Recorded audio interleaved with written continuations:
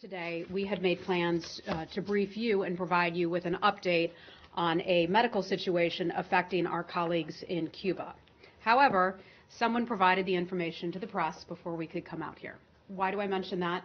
Because last year, when we first learned about the health attacks that were affecting our colleagues in Cuba, I pledged to you personally that as soon as we learned new information that you needed to be aware of, that the public needed to be aware of, that I would bring that to you, and that was our intent today.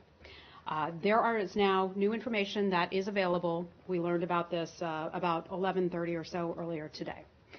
On June 21st, following a comprehensive medical evaluation, one U.S. diplomat working at the U.S. Embassy Havana was medically confirmed to have experienced health effects similar to those that were reported by members of the U.S. Havana diplomatic community. This is the first medically confirmed case in Havana since August of 2017. The number of Americans now affected is 25. Previously, that number was 24. It is now 25. The health and well-being of our personnel remains our top priority here at the State Department. The investigation into the origin of these symptoms continues, and it is an interagency effort. The interagency community continues to work diligently to determine the cause of the symptoms as well as develop mitigation measures. We informed the Cuban government of this occurrence on May the 29th of this year.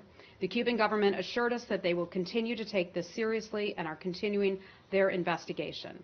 We strongly remind the Cuban government of its responsibility under the Vienna Convention to protect our diplomats. With that, I'd be happy to take your questions. So, thanks, Heather, on that. And I hope that when it comes to be International Yogurt Day, you will also remember that. On Cuba,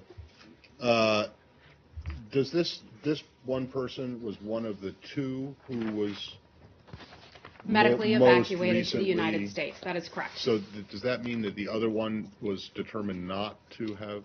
Our other employee is still being evaluated at this time, so we don't have any updates on his or her condition yet. But, okay, but that means that then the testing continues and there has been no determination at all. That other employee is still being evaluated at this time, so if that number changes, and we certainly hope it does not, if it does, we'll let you know. And then the handful of people from China who were sent to, all these people were at the University of Pennsylvania? I'm not going to confirm where they were sent. Well, wherever it was they are, what about the people who were sent back with symptoms from China? So some of our colleagues, and this is similar to the way that we handled it with Cuba, in Cuba, our colleagues who wanted a baseline medical evaluation, a screening, were able to receive that screening. We had sent medical professionals to China to assist with the evaluation. A good number of people were evaluated there at their request, and that's something that we provided to our colleagues in Cuba as well. The number of individuals have returned to the United States from China. Some of them still do remain under evaluation at this point. Okay, but and again, then no determination has been made on those. So far from China, there's just one. From China, we have one medically confirmed case at this point. One medically confirmed case. That does not mean that number won't change, but that is where it stands at this time. On the Cuban government, what are the discussions with the Cuban government about this latest person? And has there been, since you pulled out the diplomats and some have gone back, and where do things stand with the Cuban government? Well, I can just tell you that we've had conversations with the government, reminding them, of course, of their responsibility under the Vienna Convention. They have pledged to be of assistance in the investigation, and I'll just leave it at that for right now. They've pledged to. Do you find them cooperating? I'm not going to characterize it in any way. I just want to state where things stand right now.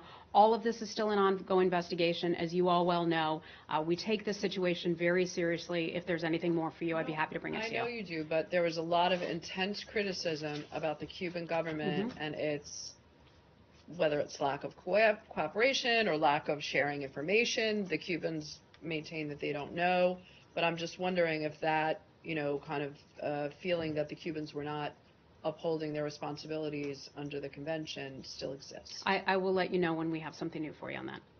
So then there's nothing new in terms of your assessment of how the Cuban government is handling it. I have nothing new for you on that. Just to build on Elise's question, the previous position last year on this had been, we're not saying Cuba did this, but you know, we do not believe there's any way that this could have happened in Cuba without at least the knowledge of Cuban officials. And we talked about how it's a small island, and they Absolutely. certainly would be aware of things going on Right. on their island, as we believe. Now yeah. that the U.S. government has determined that something similar, if not identical, is happening on the other side of the planet in China, does that statement about the fact that this couldn't have happened in Cuba without Cuba's knowledge is that still an operative statement? Are you talking about that with regard to Cuba, or are you talking about that with regard to China? Talking about that with, I guess the question is, does the fact that this is now happening in multiple places create any different opinion about whether it could have happened in Cuba without Cuba's knowledge? Look, I think our position on Cuba remains the same, and an investigation is still underway. We still don't know to this date what is causing it and who is responsible. I want to make that very, very clear. With regard to China, there's an investigation also underway, and that is something that we will take very seriously. And when we have more information, when we have better information on what is causing this, who is responsible for it, then we will certainly let you know. But I don't have anything more for you at that point. China obviously is also a country that has intense surveillance. Is the statement that it couldn't happen in Cuba without Cuba's knowledge true about China? Could it have happened in China without China's knowledge? I think we can't combine the issues in that kind of way and assume that because one may have known, the other may have known as well. I can just share with you that the State Department has expressed its concern with both governments. Both governments have pledged their cooperation, and we expect that they will continue to cooperate with our investigations. When we have more, I'll certainly let you know. Okay? Let's move on to something else.